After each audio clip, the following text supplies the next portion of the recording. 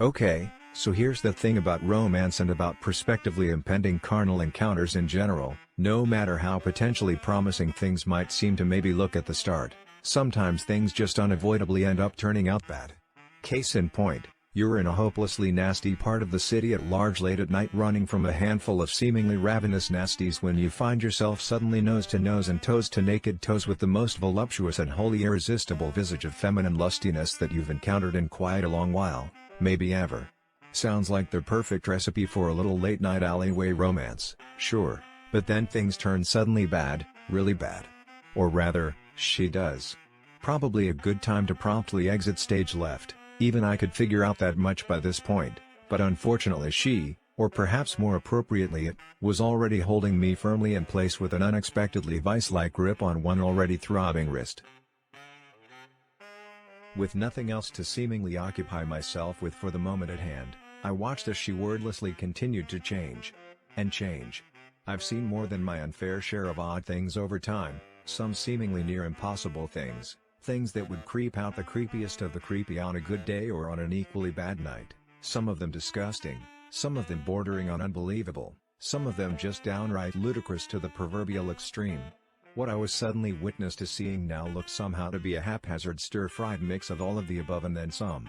Her whole naked body seemed somehow to be going hopelessly misshapen all at once, like a late-night stroke fantasy gone suddenly and unexpectedly bad, really bad.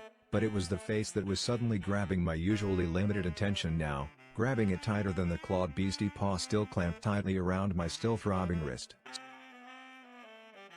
It was a face that only a dead mother could love, or a dead drunk mother as the case may be, and when the not-so-pearly white fangs began to promptly make an impromptu appearance, I knew I had to get loose as a goose, and fast. I never went to college, though I did drive by one once, even ended up driving across the campus lawn one time by mistake, but it was time to try giving things a good old-fashioned college try all the same, and so I did. With one foot planted firmly against the dirty pavement beneath me, I promptly thrust the other one out and up with everything I could possibly muster and delivered a perfectly executed lawn job directly into the shadowy deep dark recesses of the still mutating beastie gal's crotch.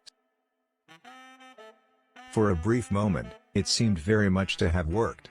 Her misshapen eyes appeared to bulge very nearly out of their mismatching sockets in seemingly every direction at once, and her toad-like face seemed momentarily all but frozen in a butt-clenching grimace of shock and surprise and presumably more than the tiniest little prickling of down-under pain.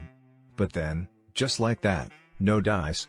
On the upside, it seemed that at least things couldn't possibly get any worse at this point. On the downside, it seemed I was the tiniest little bit wrong on that little point, a brilliant deduction I'd promptly managed to formulate on the quick when I heard a veritable chorus of nasty and guttural animal-like growls emanating from the depths of the shadowy darkness just behind her. Sure enough, it seemed this little impromptu honeymoon was officially and irrevocably over. Want more Nick Slick? Of course you do. Just go to jamesontucker.com, where you'll find a link to the ebook that started it all, along with other cool stuff, of course. Go now, you'll be glad you did.